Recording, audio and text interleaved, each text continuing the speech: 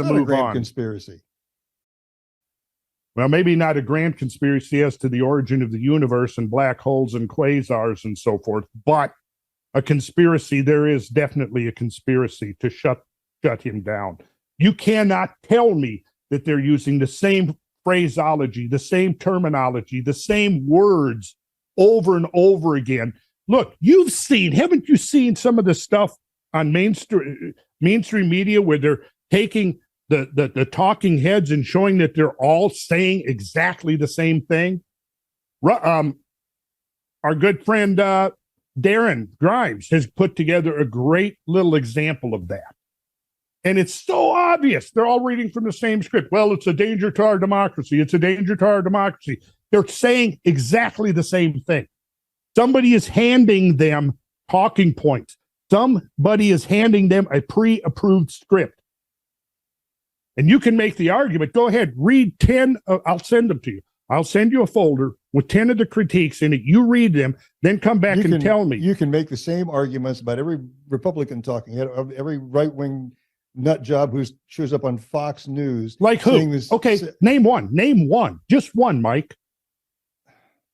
Randall, I'm not going to get into a shouting contest. Of course. About this because, because the idea of repeating talking points works on both sides of the political spectrum. Sure, it does. I mean, I'm totally critical of plenty of rhinos. In this case, I don't think there's a grand conspiracy to slam Graham Hancock.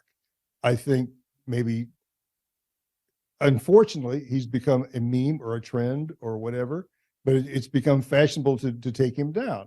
You know, okay, yes, phrases come into existence, into existence in politics. So these phrases are like immersing themselves into all of these people's minds simultaneously, and they're independently. Are you saying that they're independently coming up with the white supremacist meme? I don't know. I don't know who started it. I don't know where they came from. Well, once someone makes that kind of allegation, other people latch on to it. And it's not a matter of being conspiracy. It's just that, okay, I can buy that. Okay. All right. But again, the only remedy is for Graham to stand by his work, to stand up for himself, and, for you to stand up for him like you're doing. I'm just, it's. Yeah, I think, be angry. You guys disagree on that. I think that's fine. Okay. Is that it, Ref? We don't need to. I mean, you guys aren't going to convince each other, I don't think, but I don't want to put my hat on. Well, that's fine. We don't need to convince each other. But I want to convince a lot of the listeners that there is, in fact, more here than meets the eye. And we've been doing that with climate change. We've been doing a systematic deconstruction of the climate crisis.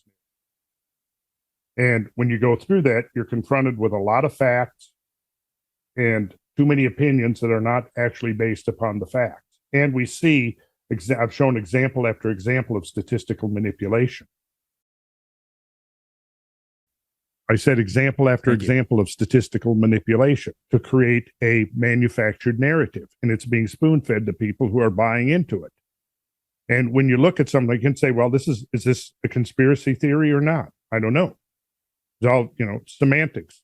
But the fact is that somebody is doing that. Somebody is taking tornado data and manipulating it. Somebody's taking drought data and manipulating it. Somebody's taking hurricane data and manipulating it. And then you can say, oh, there's no grand conspiracy, but everybody is independently going, oh, well, we have to downplay the actual number of tornadoes and the intensity of tornadoes to what end? See, how do you look at this? See, to me, it's an extremely naive view of history to think that there's not conspiracy. Because those who attain power, those who covet power, those who have power, history is a history of conspiracy. Look at both world wars in the 20th century. You cannot deny that there were conspiracies involved, right? If you look at the history, there's all kinds of conspiracies that weave their way throughout history, and it would be naive to think that there aren't also conspiracies going on right now, especially with the media that we've got, which is obviously, if it's not controlled, it's so highly influenced it may as well be controlled. Anyways.